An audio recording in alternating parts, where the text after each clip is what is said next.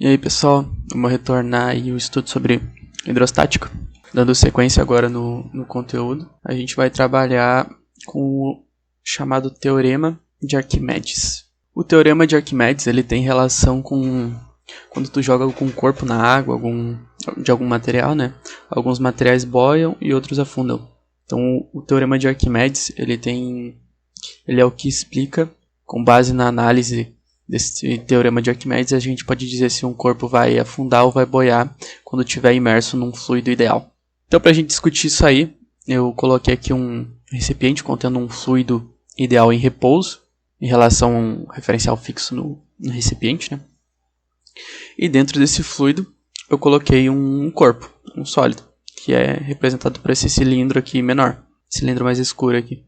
Colocado lá dentro, ele afundou até uma certa profundidade e ficou parado ali nessa profundidade H1, né, da face, e H2 da outra face desse cilindro. Tá? Esse cilindro tem uma altura H e tem uma área de base A. Então a gente vai considerar que nesse momento aí que a gente está analisando, tudo está em equilíbrio. Tanto o fluido quanto o corpo que está dentro desse fluido. Então a gente vai fazer um diagrama aí de forças que agem sobre esse cilindro. Aqui a gente vai ter então, considerando que o cilindro é homogêneo, o centro de massa dele é no centro. E aqui eu fiz as forças que atuam sobre ele. Tá? Então aqui eu vou chamar de F2 e aqui eu vou chamar de F1. Essas forças que eu estou desenhando são as forças devido à pressão do fluido e à pressão atmosférica. Então, relembrando lá, a pressão na profundidade H1, ela é dada por P1, é igual à pressão atmosférica, mais ρgH, onde ρ é a densidade do fluido que está imerso, né? G é a aceleração da gravidade, e H é essa profundidade H1, na verdade, né? H1. Tá. P2, a gente vai ter que é pressão atmosférica mais ρgH2. Lembrando da definição de pressão, que pressão é força por área, né? Para eu extrair a força disso aqui é só multiplicar pela área. Então eu tenho que a F1 é igual a pressão atmosférica mais ρgH1. Tudo isso vezes A. E que F2 em módulo, né? É a pressão atmosférica mais ρgH2 vezes A. A gente pode ver aqui que, como a profundidade 2, o H2 é maior do que H1, né? Bem como tá no desenho aqui, né? H2 é maior que H1. Então a gente vai ter que a F2 é maior que a F1. Então, fazendo em módulo em sentido a resultante dessas forças, eu vou fazer então F2 menos F1. Eu vou chamar de E, essa resultante. E é igual a F2 menos F1. Isso vai dar que fica então pressão atmosférica menos pressão atmosférica, dá zero. Então a gente vai ficar com o empuxo igual a ρgH2 menos ρgH1, tudo isso vezes A. Eu vou colocar em evidência o ρg também. Então a gente vai ter que ρgA vezes H2 menos H1. Mas se a gente for ver aqui, o que é H2 menos H1? É esse tamanho aqui menos esse outro. Que é justamente o que? O tamanho do nosso cilindro, né? Até porque eu estou medindo as pressões nas duas bases dele. Na base superior e na base inferior. Aqui, a base de cima e a base de baixo. Então a diferença entre H2 menos H1 é H. Então isso aqui é igual a ρAH vezes G. Agora vamos analisar o que é ρAH. Se a gente lembrar lá da definição de um volume de um sólido, a gente vai ter que o volume é a área da base vezes a altura. Então isso aqui eu já sei que é o volume. Reescrevendo então. E, que é essa força resultante ali é ρ vezes V vezes G. O que é ρ vezes V? Se a gente lembrar da definição de ρ, que é a densidade do fluido, nesse caso, né? É a massa do fluido dividido pelo volume do fluido. Se eu passar o V multiplicando para lá, eu fico que a massa do fluido é igual a ρ V vezes ρ. ρV. Então, isso aqui é nada mais do que a massa de fluido vezes G.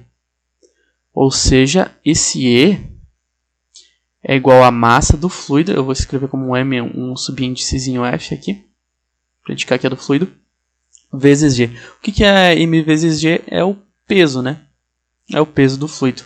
Mas lembrando que não é o peso total do fluido, tá? É o peso do fluido compreendido nesse volume aqui, ó.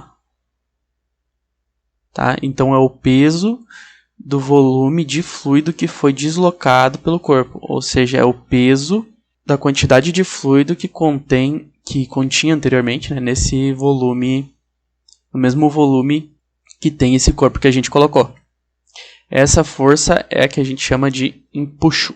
E isso é o que diz o teorema de Arquimedes. Então, colocando isso em palavras, a gente tem que... Então, fica aqui um corpo imerso em um fluido ideal em repouso, recebe dele, do fluido ideal, né, uma força vertical, de baixo para cima, de módulo igual ao módulo do peso da quantidade de fluido deslocado pelo corpo. Então, o que a gente vai ter, se a gente colocasse todas as forças aqui, seria a F1 e a F2, né, que são as forças devido às diferenças de pressão. A gente teria também a força peso que atua sobre o bloco, né, o peso do bloco, o mg aqui, e a gente ainda teria essa força que é o empuxo, que também está apontando para cima. E essas quatro forças, então, elas ficam em equilíbrio e o resultado é zero, da soma vetorial dessas forças. A gente não considera nenhum tipo de força horizontal, porque no final das contas elas vão se cancelar, né? Embora tenha forças horizontais ali, vão ter por todos os lados desse cilindro, e como ele está à mesma profundidade, né? Tipo, vai ter uma força nessa profundidade, vai ter outra igual aqui. Vai ter uma maior aqui, vai ter uma maior aqui também. No final elas se cancelam e só importa pra gente as forças na vertical. Então, como é que a gente pode saber se algo boia ou algo afunda quando está colocado num fluido ideal em repouso? A partir do teorema de Arquimedes. É o seguinte, a gente vai, quando a gente coloca um bloco dentro de um fluido ideal, né, o empuxo que ele vai receber é igual ao peso, em módulo, né, é igual ao módulo do peso da quantidade de fluido deslocado. Por exemplo, se eu coloco um objeto muito massivo, eu coloco um tijolo lá, né? O tijolo tem uma densidade muito grande, ele tem uma massa muito grande e um volume meio pequeno. A densidade dele é grande.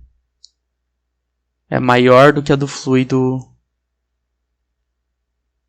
ρf aqui. É maior que a do fluido. Significa que o empuxo que ele vai receber não vai ser tão grande, porque ele depende do ρ do fluido, empuxo, né? Agora, se eu tenho um ρ pequeno do material, se eu inverto essa seta aqui, significa que o empuxo recebido ele vai ser grande, porque o peso do fluido deslocado é maior que o próprio peso do corpo, o qual a gente inseriu ali. Isso vai fazer com que o empuxo seja maior do que o peso, do corpo inserido, e isso vai fazer com que haja uma força resultante para cima, empurrando esse corpo para cima, e isso vai fazer com que o corpo boie ou flutue, né? E se a densidade do corpo e a densidade do fluido forem iguais, aí a gente vai ter esse caso aqui onde a gente tem o equilíbrio, né? Em que o módulo do empuxo e o módulo da força-peso do corpo inserido nesse fluido, né, mergulhado nesse fluido, sejam iguais. Isso vai ficar um pouco mais claro mais pra frente, no próximo vídeo aí, que eu vou estar resolvendo um problema sobre empuxo, e eu acho que vai ficar um pouco mais claro para vocês. Mas por essa aula é isso aí.